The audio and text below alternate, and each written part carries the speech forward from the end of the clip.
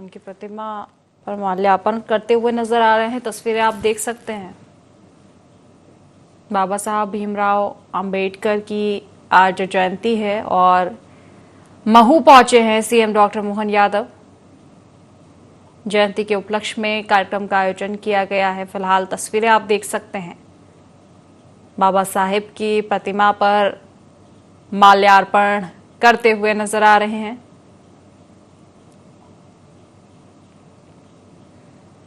महू पहुंचे हैं। आपको बता दें कि बाबा साहेब भीमराव अंबेडकर की जन्मस्थली है महू, क्योंकि बाबा साहेब भीमराव अंबेडकर का जन्म महू में ही हुआ था।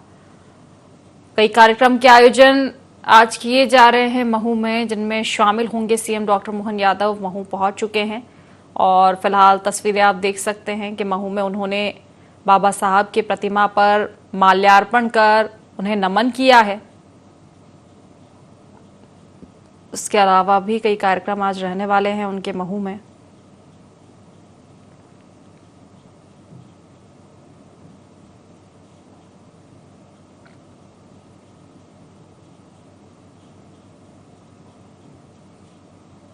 तो भीमराव अंबेडकर की जयंती पर कार्यक्रम का आयोजन किया गया है, जिनकी तस्वीरें आप देख सकते हैं। सीएम डॉक्टर मोहन यादव पहुंचे हैं कार्यक्रम में। हाल ही में हमने देखा था तस्वीरों में कि उन्होंने बाबा साहेब की प्रतिमा पर माल्यार्पण कर उन्हें नमन किया है। बाबा साहब भीमराव अंबेडकर की जन्मस्थली है महू और इसीलिए आपको बता दें कि विभिन्न कार्यक्रमों का आयोजन यहाँ किया जाता है। हर साल जयंती मनाई जाती है उनकी धूमधाम से। लाखों की संख्या में लोग पहुंचते हैं जयंती समारोह में।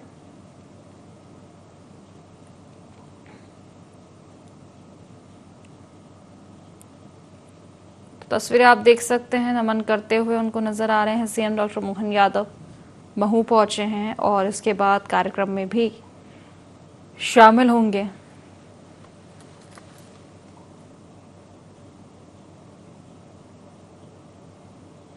तो बाबा साहब की जयंती पर कार्यक्रम का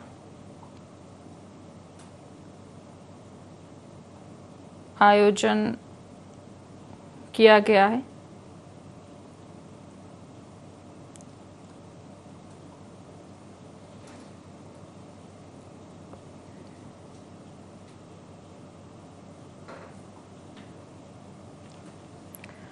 तो महू पहुंचे हैं सीएम डॉक्टर मोहन यादव।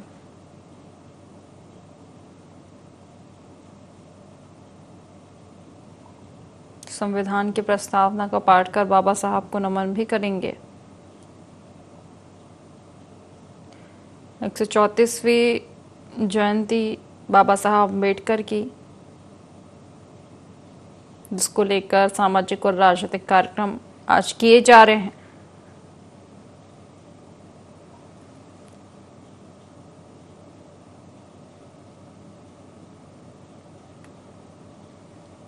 तो अस्थि कलश स्थल पर पुष्प वर्षा में भी भाग लेंगे सीएम। इसके बाद भंते धर्मशील जी की प्रतिमा पर भी माल्यार्पण करेंगे। विशेष पुस्तक विमोचन कार्यक्रम भी आज रखा गया है।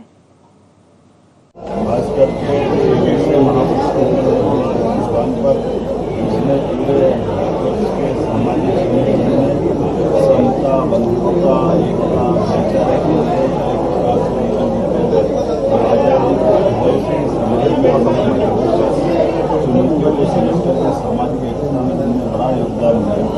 ऐसे डॉक्टर भीमराव अम्बेडकर जिनकी कई समाज अपने आप से गुलामी होता है। मध्य सरकार की ओर से उन्हें स्मरण करने के साथ अपनी आदरमान मुख्यमंत्री जगदीश देवराज जी माननीय सरकार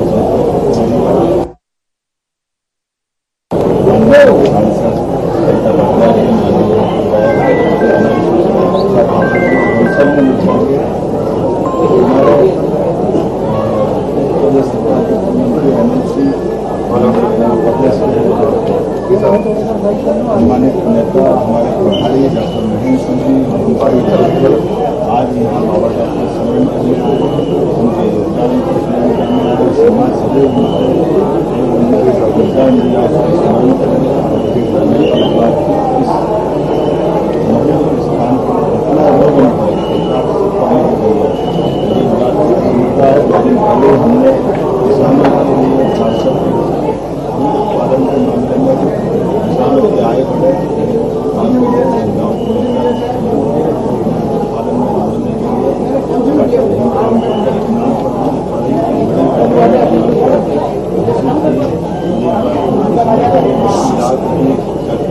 हमारे यशस्वी प्रधानमंत्री की सरकार के द्वारा नरेंद्र मोदी की योजना के अनुसार कई महासागरीय गाड़ी का गेहूं से जमीन के लिए डॉक्टर अम्बेडकर जी की जन्मस्थली से प्रारंभ हुआ इंदौर उज्जैन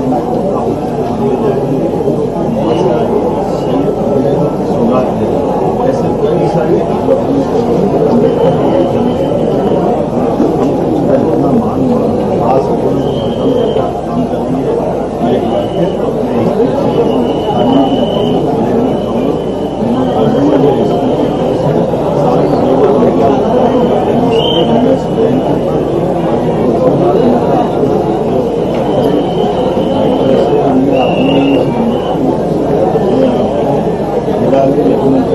इतनी बड़ी सुविधा देगी पूरा समाज में प्रसन्न रहता है मैं अमल करता हूँ संघर्षों की बहुमत के प्रकार से अपने समाज के लिए योगदान दिया पूरा भारत सरकार नरेंद्र सरकार को उनके अपने पाठ्यक्रम में हिस्सा लेकर डॉक्टर अम्बेडकर जी को स्मरण करना चाहिए यहाँ के संस्थान के सभी बहुत अच्छा प्रबंधन नगर पालिका कब बनेगी? अपमान हो रहा है संविधान का देश में और माफी मांगनी चाहिए।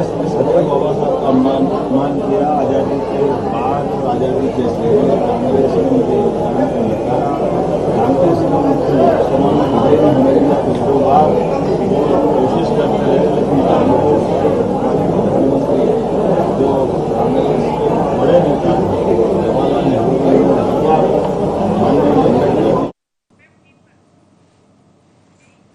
तस्वीरें आप देख सकते हैं इंदौर के महू से, जहां सीएम डॉक्टर मोहन यादव शामिल हुए हैं कार्यक्रम में।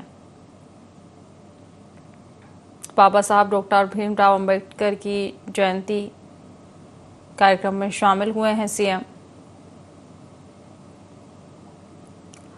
महू पहुंचे हैं उनकी जन्मस्थली, जहां कई कार्यक्रमों का आयोजन किया गया है।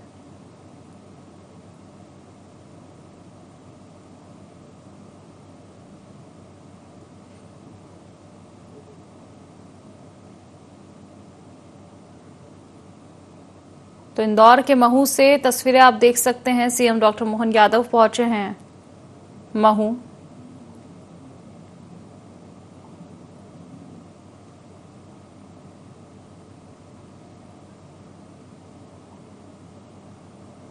तो बाबा साहब अंबेडकर की जयंती में शामिल हुए हैं सीएम डॉक्टर मोहन यादव। जयंती के मौके पर कार्यक्रम का आयोजन किया गया है, तो माल्यार्पण उन्होंने किया है। आपको बता दें कि महू में विभिन्न कार्यक्रम के आयोजन किए गए हैं आज बाबा साहेब की जयंती के उपलक्ष्य में।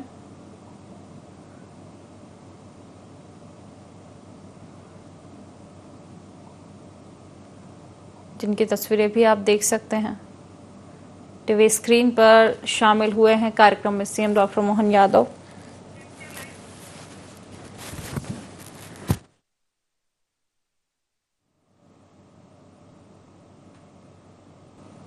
मेरा अनुरोध आदरणीय अनिल गजबीर जी के हमारे मदन नंदित महाथेरो जी का स्वागत करें। मेरा अनुरोध अनिल गजबीर जी से कि आदरणीय मुकुल कानिटकर जी का स्वागत करें। मेरा अनुरोध राजेश मानखेड़ी जी से। हमारे दोनों अध्यक्ष आदरणीय सुमित मिश्रा जी, श्रवण सिंह चावड़ा जी, माननीय मुख्यमंत्री महोदय जी का स्वागत कर रहे हैं और स्वागत के भाव को यही विराम देती हूँ और स्वागत उद्बोधन के लिए आमंत्रित कर रही हूँ माननीय उषा ठाकुर जी, विधायक महू को की वे आए और स्वागत भाव समर्पित करें। आज के इस पावन मंच पर हमारे कर्मठ कर्मयोगी मुख्यमंत्री डॉक्टर मोहन यादव जी, उप मुख्यमंत्री माननीय जगदीश देवड़ा जी, हमारे प्रांत प्रभारी महेंद्र सिंह जी, हमारे जल संसाधन मंत्री तुलसी सिलावट जी, और आज हम सबका बड़ा सौभाग्य है कि हमारा मार्गदर्शन करने के लिए मुकुल जी हमारे बीच पधारे। हम सब उन्हीं को सुनना चाहते हैं, मार्गदर्शन लेना चाहते हैं। मैं बाबा साहब के 135वीं जन्म जयंती पर सभी को कोटि कोटि शुभकामना देती हूँ। ये देवभूमि भारत अम्बेडकर संहिता से संचालित हो रहा है। आजादी के बाद से आज तक बाबा साहब की जन्म जयंती पर हम सब प्रण करेंगे, प्रतिज्ञा करके जाएंगे कि संविधान इस राष्ट्र की आत्मा है, इसकी आज्ञा का अक्षरशः पालन करते हुए हम सब भाई बहन 2047 के स्वर्णिम भारत निर्माण में अपनी महत्वपूर्ण भूमिका निभाएंगे। श्रद्धेय मंच को नमन करते हुए मैं आप सबको पुनः बधाई देती हूँ। भारत माता की बहुत बहुत धन्यवाद आदरणीय। और मैं सम्मान पूर्वक निवेदन कर रही हूँ हमारे प्रखर वक्ता मुकुल कानिटकर जी सीधी कृपया में आए और हमें उद्बोधित करें। परम श्रद्धेय मुकुल।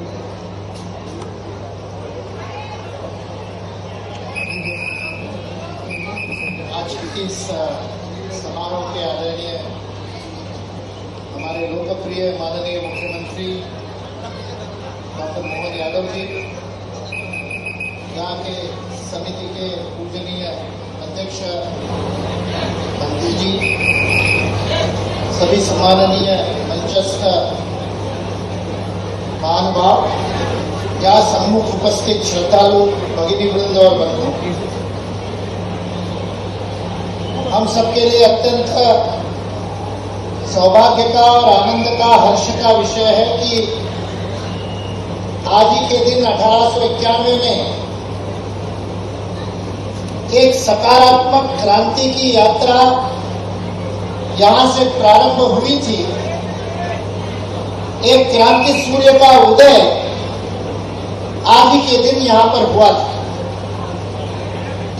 और यहां से जो व्यक्तित्व निर्माण की यात्रा शुरू हुई, समस्त संघर्षों के बाद अपने शिक्षा के मंत्र को अपने जीवन में उतारते हुए, सारे संघर्षों को पार करते हुए मात्र 27 वर्ष की आयु में 1916 में अमेरिका के कोलंबिया विश्वविद्यालय में अर्थशास्त्र के परास्नातक एमए इकोनॉमिक्स की डिग्री प्राप्त करके और लगातार 3 वर्ष तक अमेरिका कोलंबिया विश्वविद्यालय के सर्वोत्तम विद्यार्थी का पुरस्कार प्राप्त करते हुए डॉक्टर भीमराव रामजी उपाध्याय बाबा साहेब अम्बेडकर ने भारत का गौरव उस समय सारे विश्व में प्रस्थापित किया था। सारे विश्व में कोलंबिया विश्वविद्यालय में किसी और भारतीय की मूर्ति नहीं है, स्टैचू नहीं है। वैसे तो सारे विश्व में सर्वाधिक किसी भारतीय के स्टैचू होंगे तो वो महात्मा गांधी के हैं, उसके बाद में स्वामी विवेकानंद के हैं, किंतु कोलंबिया विश्वविद्यालय में एक ही भारतीय का स्टैचू है और वो स्टैचू है भारत रत्न भीमराव डॉक्टर बाबा साहेब अम्बेडकर।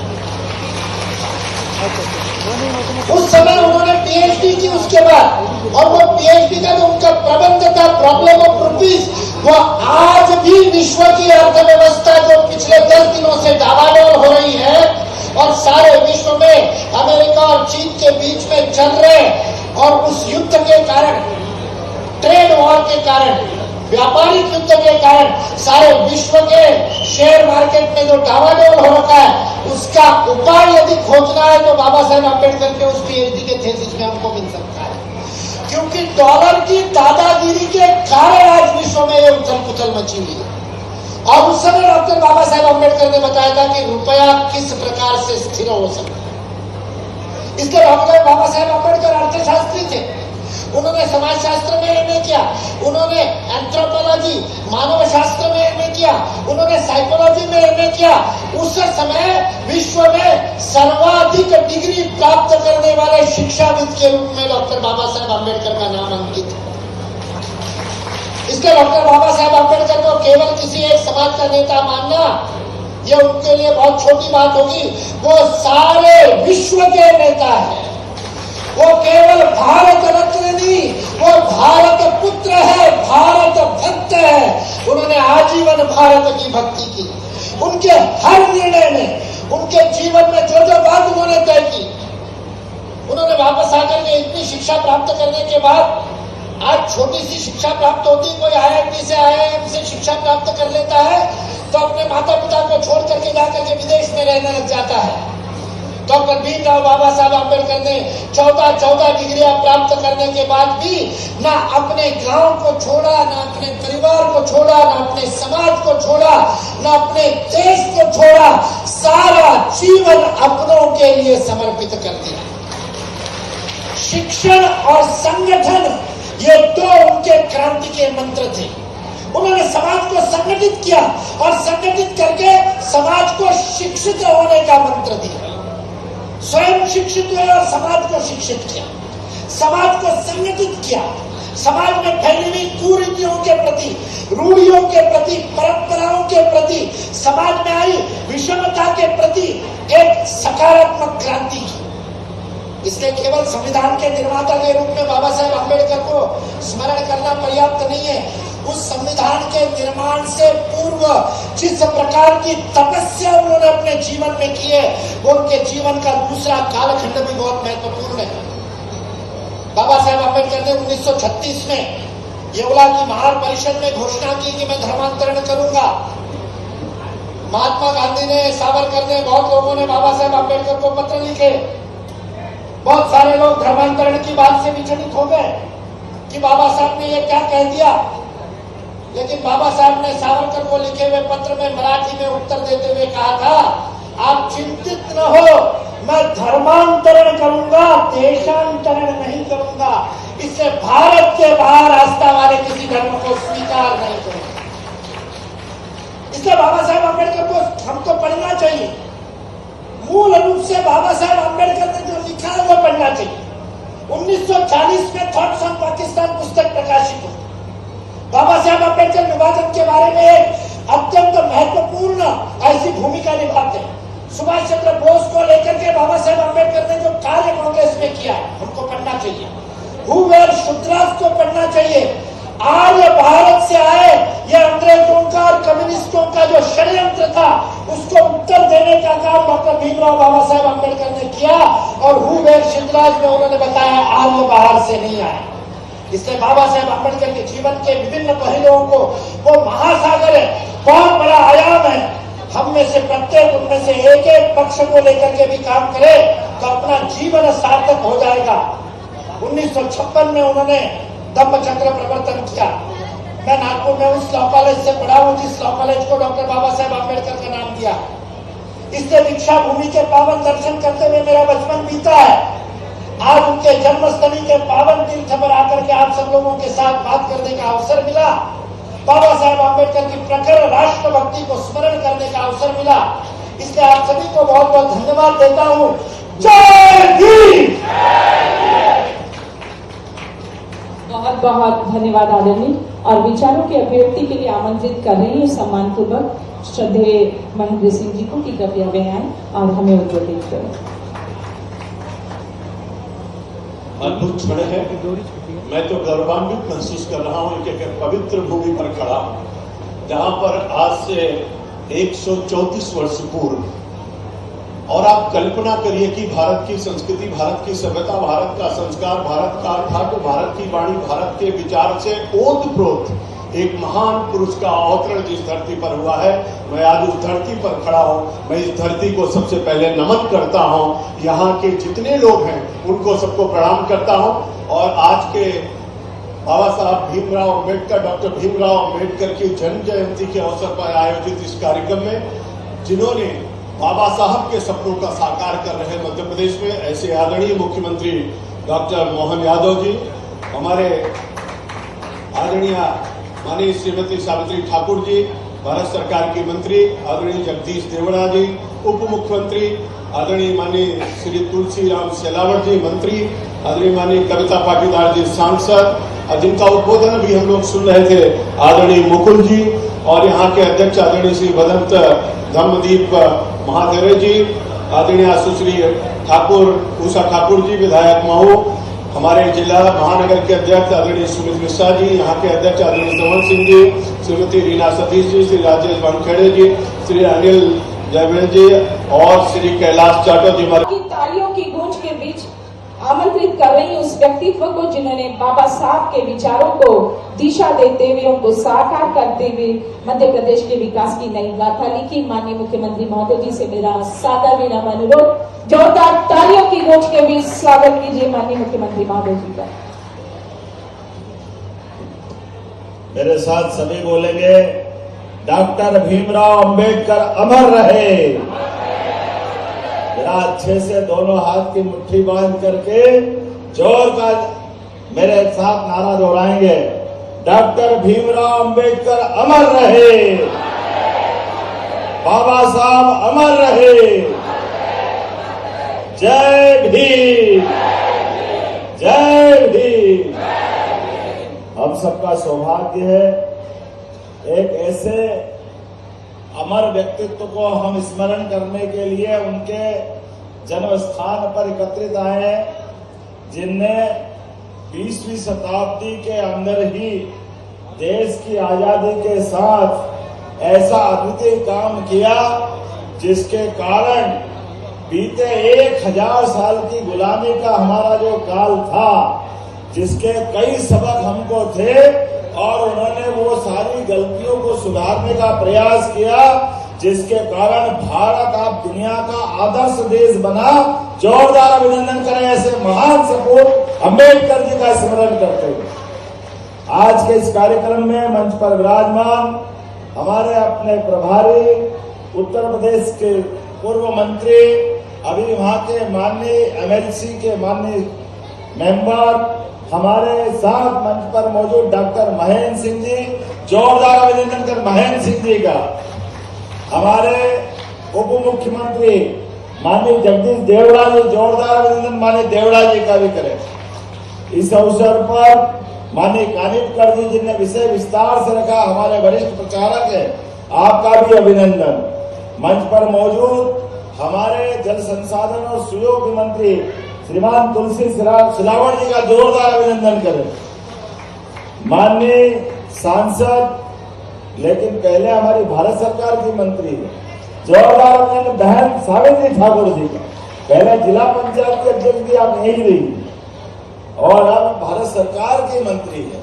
मुझे क्या मालूम अंबेडकर जी का आशीर्वाद ऐसा फलता आपको। जोरदार अभिनंदन करो हमारी बहन का। क्या जानदार तरीके से दहाड़ती है, अपना विषय रखती है। इस अवसर पर माननीय सांसद श्रीमती कविता पाटीदार जी का जोरदार अभिनंदन करें। और मेरे साथ मंत्री रही और अपनी धारदार भाषा के लिए कविता साहित्य जो दीदी के मुंह से निकले ऐसे लगे कि माँ सरस्वती इन पे ही प्रसन्न है। सुश्री उषा ठाकुर जी का जोरदार अभिनंदन करें। हमारे दोनों जिला अध्यक्ष श्रवण कुमार चावड़ा जी और सुमित मिश्रा जी, जोरदार अभिनंदन करें। इस अवसर पर जिला पंचायत के अध्यक्ष श्रीमती रीना सतीश मालवी जी, डॉक्टर राजेश वानखेड़े जी सचिव डॉक्टर अंबेडकर मेमोरियल सोसाइटी, श्रीमान अनिल गजभिये जी उपाध्यक्ष मेमोरियल सोसाइटी, श्रीमान कैलाश जाटव जी प्रदेश अध्यक्ष अजय मोर्चा, श्रीमान सरदार मालवी जी, सावन सोनकर जी, जोरदार अभिनंदन। पूरे मंच का एक बार जोरदार ताली बजा करके। विस्तार से बात करने का तो समय कम है, लेकिन ये बात भी सही है, अंबेडकर जी के अगर जीवन के योगदानों को मिलाकर के बात करें, वो इतने बहुआयामी हैं और एक एक निर्णय उनका ऐसा लग रहा कि वो अपने भविष्य को जानते थे भारत के, इसलिए भारत के भविष्य के अंदर उठने वाली चुनौतियां, आने वाली कठिनाइयां, ऐसे सारे मामलों को अंबेडकर जी ने अपने जीवन काल में, यद्यपि उनका जीवन बहुत कठिनाई का है, लेकिन हम सब जानते हैं कि जो कठिनाई के बाद अच्छे मुकाम पे पहुंच जाए तो पलट के पीछे वाले के लिए वो कठिनाई भूल जाते हैं। लेकिन अंबेडकर जी ऐसे व्यक्तित्व के धनी नहीं थे। उन्होंने अपने जीवन में जो संघर्ष किया, उस संघर्ष से सबक लेते हुए भविष्य में अपने भाई बहन कभी ऐसा कोई कठिनाई आए उसके खिलाफ लगातार संघर्ष करते रहिए। मैं उनको दोनों हाथ जोड़ के प्रणाम करता हूं अंबेडकर जी के उस योगदान को। कितने प्रकार से उन्होंने अपने जीवन से सबको सबक देने का प्रयास किया। अंग्रेजों की उस कठिन चुनौती के काल में भी ना तब डरे, ना बाद में भी वो किसी और से डरे। सदैव सच्चाई के लिए, समाज की समानता के लिए, बंधुत्व के लिए, सर्वहारा वर्ग की शिक्षा के लिए अंबेडकर जी ने जो योगदान दिया है वो भूतो न भविष्यति हो सकता है। हम उनको स्मरण करें जीवन भर तो भी कम है। हमारे लिए इतना बड़ा योगदान अंबेडकर जी का रहा। उनके जीवन के अलग अलग हिस्सों का अगर हम अलग अलग आयाम देखें तो सबसे पहले शिक्षा की महत्ता उन्होंने अपने जीवन से प्रारंभ की। अपने स्वयं के लिए शिक्षा में कहीं कोई कमी कसर नहीं होना चाहिए, तो उन्होंने अपने जहां से शिक्षा प्रारंभ की और दुनिया में जहां बेहतर से बेहतर शिक्षा हो सकती थी, हर स्थान पर जाकर के शिक्षा में जरा भी कमी नहीं होना चाहिए, वो सबक हमको देने का प्रयास किया।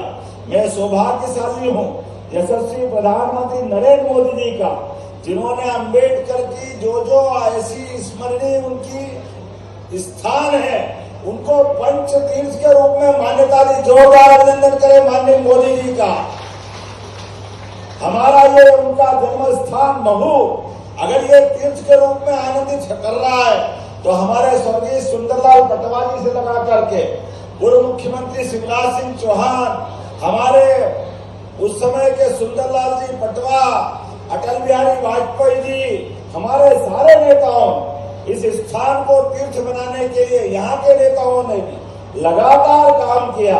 हम सब जानते हैं आज ये हजारों लाखों की तादाद में महू में आकर के अपने उस महापुरुष को याद करके अगर प्रणाम करने का मौका मिलता है तो हमको मालूम है अस्थि कलश को प्रणाम करके हमारा जीवन भी धन्य होता है। ये महू का धाम तीर्थ के रूप में बन गया। मैं सौभाग्यशाली हूँ, जब लंदन गया तो लंदन में जहां हमारे अंबेडकर जी ने शिक्षा ग्रहण की, उस स्थान के पूरे भवन के दर्शन करने का मौका मिला। माननीय मोदी जी को और धन्यवाद देना चाहूंगा। वो आवासीय कॉलोनी है, लोगों ने स्मारक बनाकर खरीद के अपने भारत सरकार ने जब निर्णय किया तो आसपास के लोगों ने मुकदमे लगा दिए। उन्होंने कहा यहाँ भीड़ भाड़ आएगी, परेशानी होगी, यहाँ नहीं बनने देंगे। लेकिन मोदी जी ने कहा कि नहीं, अंबेडकर जी का ये शिक्षा का स्थान तो तीर्थ ही बनना चाहिए, चाहे जो हो जाए, कोर्ट कचहरी सब कुछ निपटा, लेकिन आज वो भव्य तीर्थ बना है। जोरदार अभिनंदन करो हमारे उस तीर्थ के लिए भी। दिल्ली, बंबई, आपने नागपुर का स्थान बताया, कौन सा स्थान छोड़ा? और ऐसा होना भी चाहिए। अंबेडकर जी ने समूचे समाज के लिए, हमको मालूम है आरक्षण जैसी सौगात दे करके जो उनने बड़ी उपलब्धि दी। आंकड़े गवाह इस बात के, हमारे एससी के, एसटी के ये आंकड़े आज से 1951-52 के आंकड़े देखे तो एससी का साक्षरता दर हमारे पास मात्र 1.5% थी, आज ये 67% पे पहुंची है। तो अंबेडकर जी का योगदान है, हमें इस बात का आनंद है। एसटी का, एससी का न केवल साक्षरता बल्कि पूरा जीवन बदला। आरक्षण के माध्यम से समता के लिए बढ़कर के जो काम किया, मैं दोनों हाथ जोड़कर अंबेडकर जी के उस महान योगदान को धन्यवाद देना चाहूंगा कि हमारे समाज में सर्वहारा वर्ग के लिए एससी, एसटी, ओबीसी जातियों की विभिन्नता के कारण से भविष्य में अगर कठिनाई आएगी, हमको सर्वहारा वर्ग की समानता की बात करना पड़ेगी। अतीत के काल में पृथ्वीराज सिंह चौहान के बाद भारत ने अगर कमजोरी महसूस की थी तो ये जातिगत व्यवस्था का भी एक योगदान था। मुझे इस बात की प्रसन्नता है, अम्बेडकर जी ने आजादी के पहले ही समाज का ध्यान में आकर्षित करते हुए ये योगदान दिया। दूसरा, संविधान बना करके जो बड़ा योगदान दिया, जोरदार अभिनंदन करें डॉक्टर अम्बेडकर जी के लिए। संविधान में वो सब चीज जोड़ने का प्रयास किया जिसमें भविष्य में इस लोकतंत्र को खतरे आ सकते थे। तमाम प्रकार का इतना बड़ा देश, इतनी विविधता, ऐसे में लोकतंत्र के अंदर वो सब कुछ समाहित करना बहुत चुनौती थी। जिस बात का उन्होंने विरोध किया था, मुझे इस बात का संतोष है, माननीय नरेंद्र मोदी जी ने वो कलंक धारा 370 का भी हटा करके जम्मू कश्मीर को भी संविधान के दायरे में लाने का प्रयास किया। हम सब उस 40,000 निरपराध लोगों को भूल नहीं सकते। उस भूल के कारण से हमारे देशभक्तों का खून, चाहे पुलिस का हो, सेना का हो, सिविलियन का हो, कोई भी व्यक्ति, जम्मू कश्मीर पूरा देश एक तरफ और जम्मू कश्मीर एक तरफ, ये अंबेडकर जी ने स्वीकार नहीं किया था, लेकिन नेहरू जी ने मजबूर किया और उनको मजबूरी के बल पे उस बात की मान्यता दी। उसका कष्ट सबने देखा, सबने भोगा। अरे हम तो और बड़े अलग प्रकार के भाव से बोलना चाहते हैं आज अतीत का, लेकिन इतिहास झुटला नहीं सकते। जो कानून मंत्री बने अंबेडकर जी, उनकी जो योग्यता थी, अरे जो इतना पढ़ा लिखा, इतने अच्छे समाज की लड़ाई लड़ रहा, उनने अपने लोकसभा के अंदर अधिकारों का सृजन करके हमको लोकतंत्र को गौरवान्वित किया। लेकिन ऐसा व्यक्ति भी अगर लोकसभा में चुनाव के लिए जा रहा था तो ये अतीत का इतिहास है कि कांग्रेस पार्टी ने हरा करके उनको लोकसभा में नहीं जाने दिया। ये सबसे बड़ी गलती। लोकसभा में अगर अंबेडकर जी जाते तो कितना गौरव बढ़ता। अरे लोकतंत्र का मतलब ये है, पक्ष में हो विपक्ष में हो, ऐसे महान लोगों को आगे लेके चलना ही चाहिए। ऐसी एक नहीं कई बातें बता सकता हूँ, लेकिन मुझे मालूम है कल बीती रात ही नरेंद्र मोदी जी ने इसी जन्म स्थान महू आने जाने के लिए दिल्ली से राजस्थान के मार्ग पे एक नई रेलगाड़ी देने की सुविधा दी। जोरदार ताली बजाओ। अंबेडकर जी के जन्म स्थान से दिल्ली तरफ जाने की रेल, एक दिल्ली से आने की, एक जाने की। दिन भर अपना काम करो, रात में ट्रेन में सो, रात को 10 बजे चलो, 6 बजे महू आ जाओगे। उसमें उज्जैन, कोटा, इंदौर सारे लोगों को लाभ मिलेगा। वो महू रेल मार्ग के मुख्य धारा में आएगा। एक बार फिर जोरदार ताली बजा करके इस भावना का सम्मान करें। हमारी सरकार ने भी सर्वहारा वर्ग में किसानों की आय बढ़ाने के लिए कामधेनु योजना डॉक्टर अंबेडकर जी के नाम पे चालू की है। जोरदार ताली बजाया हमने अपनी इस योजना के लिए।